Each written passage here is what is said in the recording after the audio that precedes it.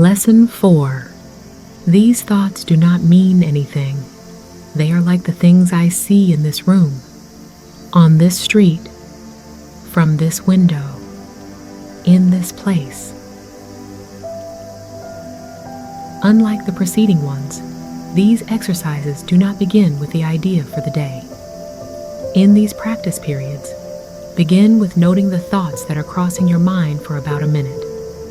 Then apply the idea to them.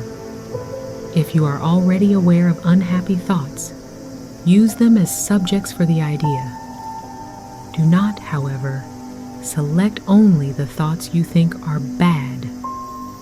You will find, if you train yourself to look at your thoughts, that they represent such a mixture that in a sense, none of them can be called good or bad.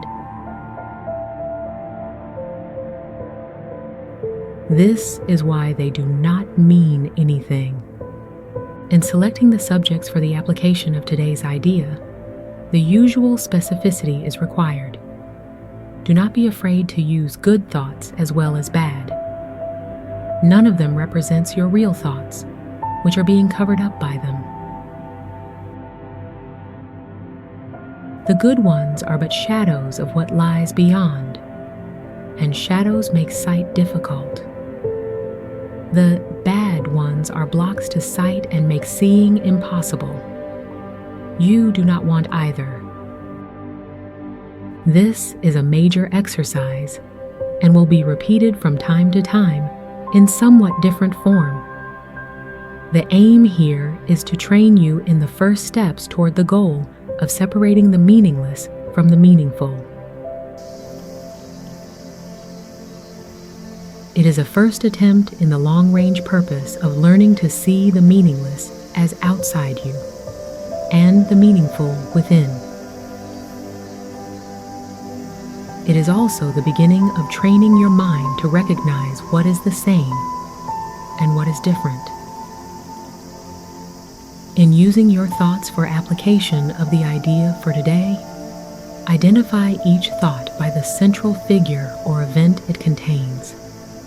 For example, this thought about so and so does not mean anything. It is like the things I see in this room, on this street, and so on.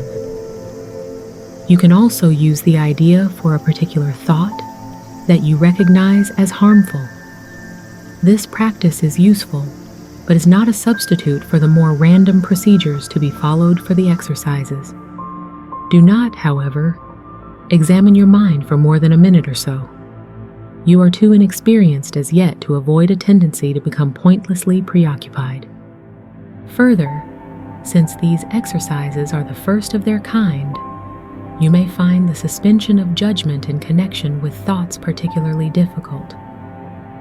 Do not repeat these exercises more than 3 or 4 times during the day. We will return to them later.